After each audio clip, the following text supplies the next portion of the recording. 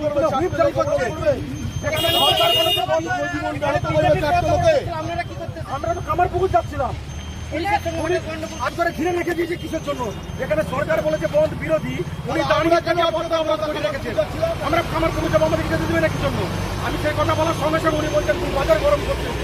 আরে আমরা মানুষ, যেখানে সরকার বলেছে বন্ধ বিরোধী, বন্ধটা বেআইনি, উনি দাঁড়িয়ে থেকে প্রতিরোধ করাবেন? এর প্রতিবাদ করায় উনি আমাকে অ্যারেস্ট করতে করুন।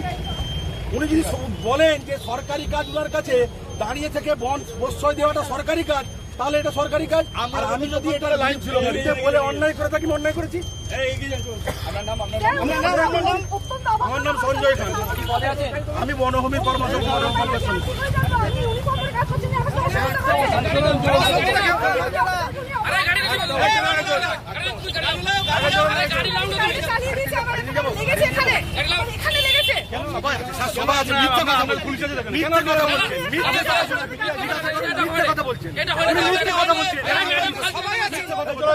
উনি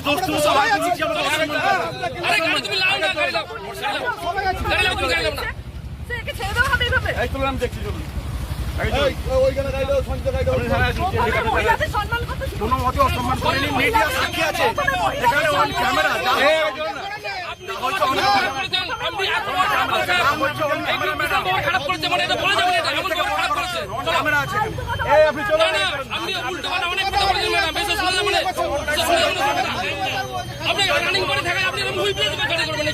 অন্যায় করি না আমি কোনোদিন।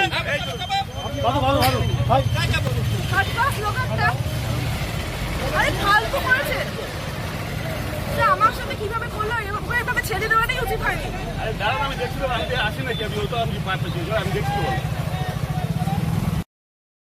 দেখুন কিভাবে মহিলা পুলিশটিকে হ্যারাসমেন্ট করছে। আজকে মহিলা পুলিশটি অসহায় একজন তৃণমূল নেতার কাছে। তিনি শিকার হয়েছেন, ওনাকে ধাক্কা মেরে বাইক চালিয়ে চলে যাচ্ছিলেন ওই তৃণমূল নেতা, সেই সঙ্গে মিসবিহেভও করছেন।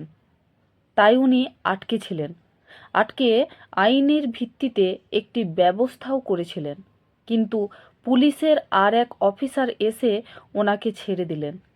সেটা দেখে মহিলা পুলিশের মুখে একটাই কথা, স্যার ওনাকে ছেড়ে দিলেন।